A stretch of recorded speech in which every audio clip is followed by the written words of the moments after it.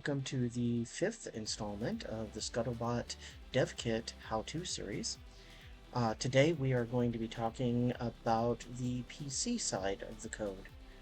We've gone through how to set it up, we've gone through the Arduino side of the code. Now we're going to talk about how we make things tick on the PC. So the idea behind Scuttlebutt is we're using offboard computing, which means that we are setting this up so that we do a lot of the heavy lifting computationally on the PC. Um, so what we've done is we've basically set it up so that we're doing all of the commands coming from the PC, going to the device, and the device acts those out. So we're going to look at the code here real quick. Now you can see I've got a couple of modules. Index and the Scuttle CSS, that is just about building the web user interface. So what we really care about is main, preload, renderer, and audio capture. So the way that this works is we have our main program, which is, it's getting to be a little bit of a beast at this point. I think it's around help if I would look at the right one. We're looking at about 400 plus lines of code with this guy. We'll try to walk through it, but before we do that, I'm going to talk a little bit about how these all work together. So what we are using is we're setting up Electron to make everything work. And you'll see that when you start it up, you see that kind of come to life and it drops that little Electron note. So what we've got to do is do a little bit of playing around with the way the modules are going to be interacting with each other. So the way that this works is we've got data coming into main, and it needs to bring that out to the UI somehow. And the way that we do that is we're using both the preload and the renderer to do that. So the way that, let's go ahead and look in the preload. So this is largely the bridge between the renderer and the main program, both forwards and backwards. You can see that there is some what I call R2M functions, which is render to main. And then we've got a couple of listeners set up for various messages that from main they will go and we'll do something in renderer with those. So you can see no video, video, triggers, update fuel gauge. We've got a whole bunch of different little things here. Doesn't look too bad. It's, something that you can digest in one page. Now let's go ahead and look at renderer. And renderer is a lot bigger, and there's a reason for that. We're doing a lot of things. So one of the things the renderer is doing is listening for the gamepad to come up with any signals. So that's one of the things that it does. It also basically starts the UI. So you can kind of see that as we get going on this, that's what it's doing. It starts loading up the user interface, and there's some various things that are coming up, some points and different factors that it's creating. And it just kind of goes through that. It references the CSS to make those things. It starts listening for a gamepad. When you plug a gamepad in, it recognizes it and starts to track it, listen for any inputs. And that's what this mess is. You can see it's actually going through and grabbing all of those. And yeah, and that's really what it's doing. So it's really capturing anything that it can get from that side. It will also generate messages between the two as well, so that like for example, in this case, this is listening for the trigger RX, which is set up in the preload. So when the main says something to the preload and the preload recognizes it, and then the renderer will catch it and then it will do something with that. It's a little convoluted, but that's one of the ways that we have to get all of these various modules to dance with each other, so to speak. You can go through and see what we're doing. We're fairly explanatory on that. A lot of this we're talking about, some different elements to what's on the user interface. So that's going, to the UI. Now let's talk a little bit, go backwards step, and talk a little bit about what's going on with main. you see that we're setting things up in main here. We're setting up similar to how we're setting up a WebSocket, very similar to how we did it on the device side as well, on the Arduino side. Um, you can see that I'm, getting ready to listen for that R2M, so that's the render to main, so anything that's coming from the renderer getting to the main. And for example, if I get joystick commands off the controller, that'll go through an R2M process. That goes ahead and gets sent out. When it hears something, it sends that out, broadcasts that out, and the device will pick it up and act on it.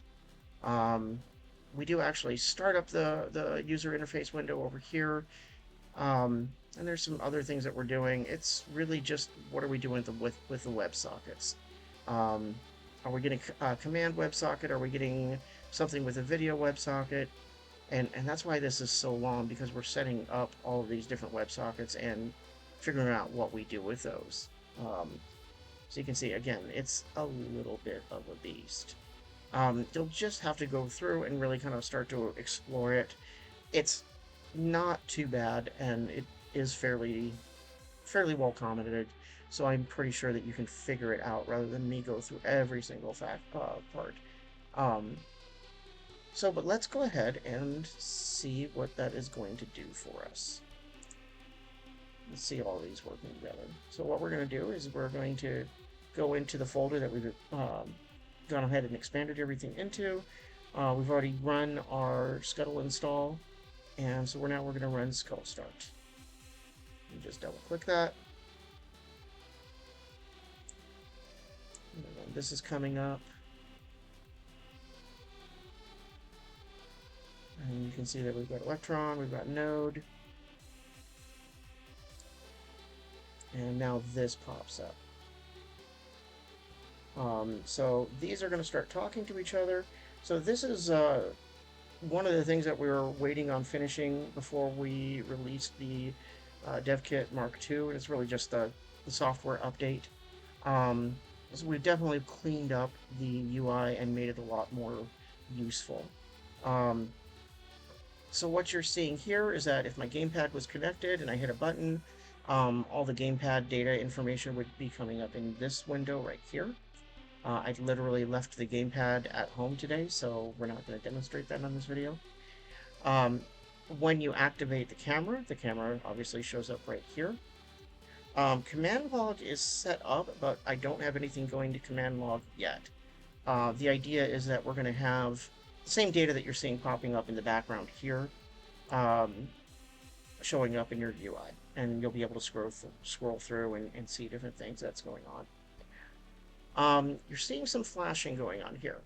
So basically we got a receiving and a transmitting LED that will fire up depending on what's happening. So if it's receiving data, we'll see a little flash of the receiver. And if we're sending data, we'll see that little transmission flash.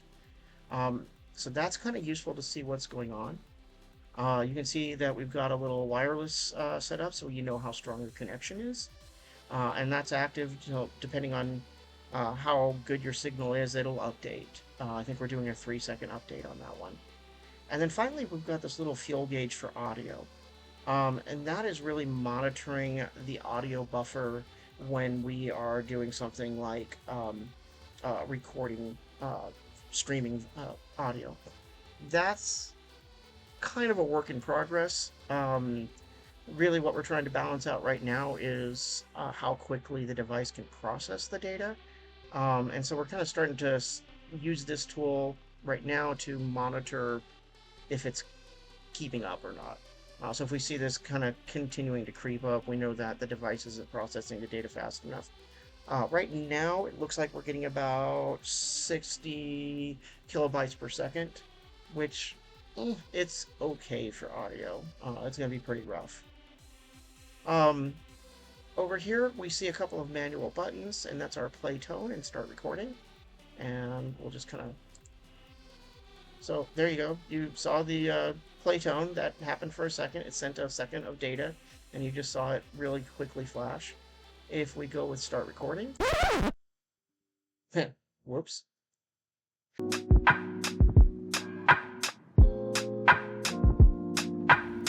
Okay, sorry about that. Turns out that I forgot a variable. I've gone ahead and corrected that, and now main is sending the right information to audio capture. I'll get that fixed by the time you watch this. So, what we want to do is we want to try to see if our start recording works. And again, this is just doing streaming. So this should be streaming audio to our system. And you can see, go ahead and stop that, that my little fuel gauge was filling up pretty quick, which means I'm not processing data as quickly as I want to. I am still seeing that I'm processing at about 62, 63 uh, kilobytes per second. Um, but that's obviously too fast. So we got to do some tweaking on that. So there you go. That is really a very, very basic walkthrough of how these guys are working together for the different modules and how they are interacting with our new UI. So thank you so much for popping in. We really do appreciate you guys. We appreciate the support. We are having a lot of fun doing this and should have some exciting news coming down the pipeline shortly. That said, please like, follow, and share, and we'll catch you next time. Thanks.